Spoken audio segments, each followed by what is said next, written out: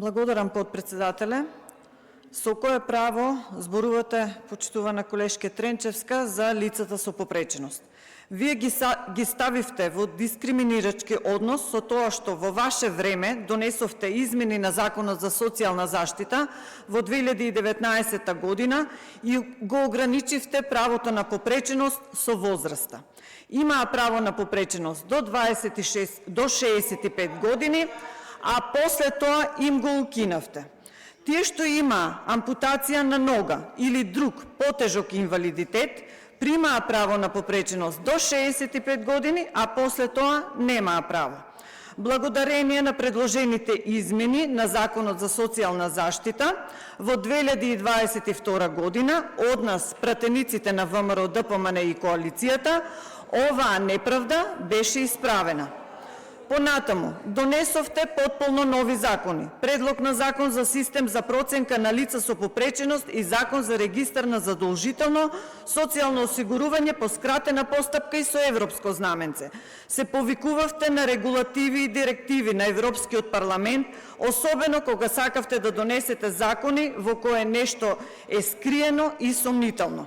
Не ги земавте во предвид констатациите на Сдруженијата на лица со попреченост. Времето покажа дека законот не функционира. Одготово направивте вересија. Предходно функционирале 28 комисии за проценка на лица со попреченост со годишен трошок од буџетот околу 17 милиони денари, а со вашиот закон за проценка предвидовте материјални трошоци за лицата кои ќе бидат лиценцирани и ќе ги вршат процентите околу 56 милиони денари. Која е разлика?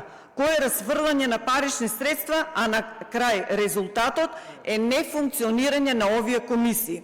Да не зборувам за вашата негрижа, кога им го прекинавте правото на посебен додаток на децата со Даунов синдром. 8 деца останаа без средства. Ги тргнавте од новиот модел за проценка на потребите на лицата со попреченост по меѓународната класификација на функционалност. Овој ребаланс, за разлика од вас, нуди решенија. Социјалната политика и граѓаните остануваат во фокусот на финансиските политики со овој ребаланс. Обезбедивме поддршка за над 338.000 пензионери. Поточно, со ребалансот се издвојуваат 2,5 милиарди денари за пензии, со амандман обезбедивме 50 милиони денари за покачување на посебниот додаток и правото на попреченост.